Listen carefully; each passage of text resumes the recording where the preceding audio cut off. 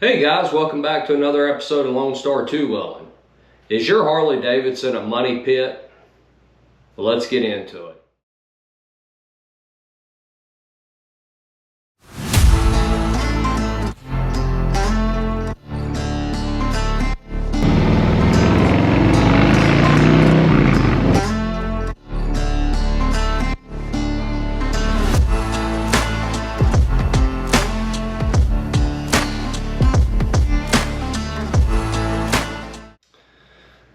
Alright guys, so let's talk about this a little bit.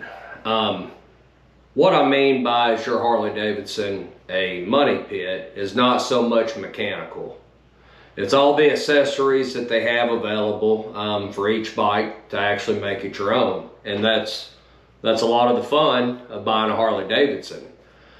But I guess my question to you would be, is there things that you can actually do to it and get that money back instead of just personalizing it to yourself and not seeing anything in return if you go to sell the bike?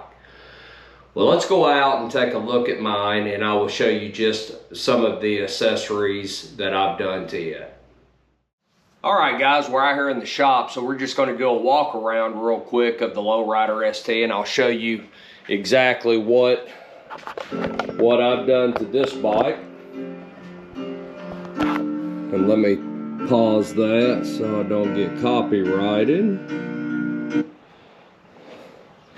Okay, so we'll start at the back here.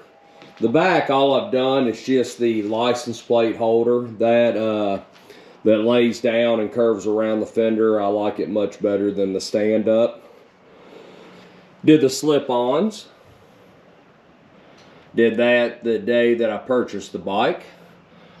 Had the Screaming Eagle Öhlins rear shock reservoir. Shock and reservoir. Did the Screaming Eagle air filter. Did the crash bars front and rear.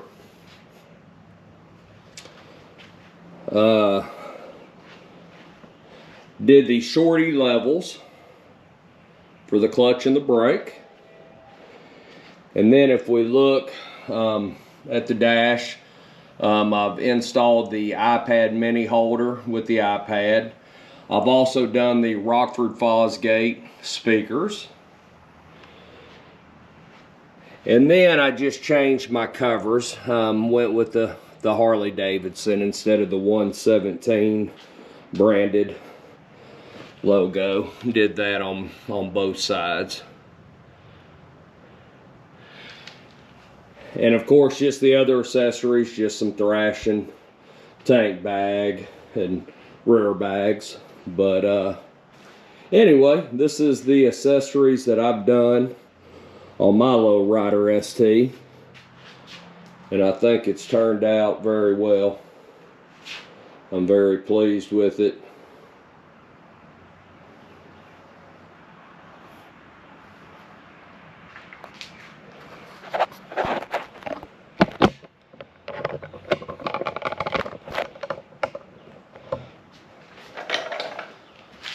So what we'll do now is we'll head inside and I will do a breakdown of the total cost of just the accessories that I've done to my Lowrider.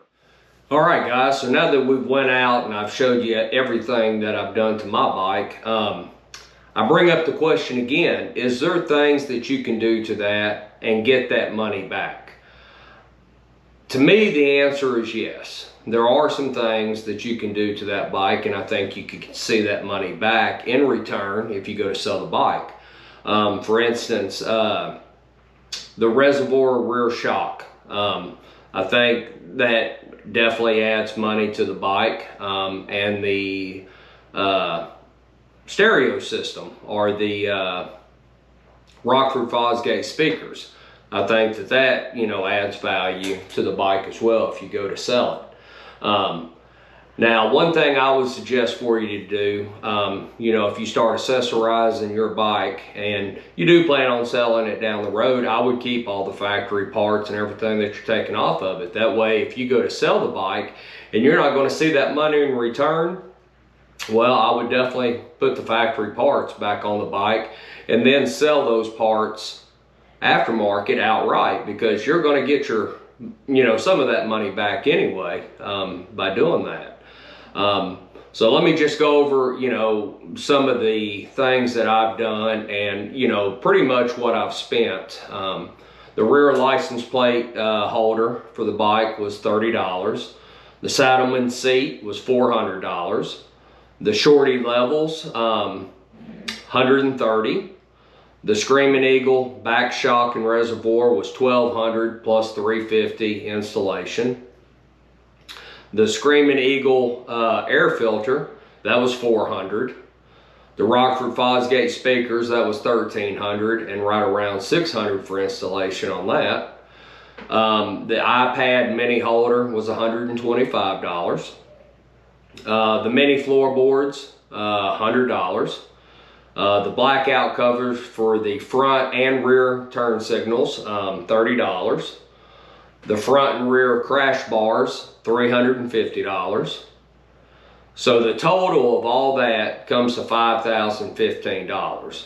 So after I purchased the bike and added these accessories, I've got roughly $33,015 in this Lowrider ST. Now, could I have bought a Road Glide? Absolutely, for less. But it's about making the bike your own. And to me, I love my Lowrider ST, and I will have it for many, many years. And, I'm sure eventually I will bump up to the full bagger, the Road Glide, but I'm not sure that I'll ever sell my Lowrider ST. Once again, I absolutely love it. And that's why I spent the money on the rear reservoir shock for that.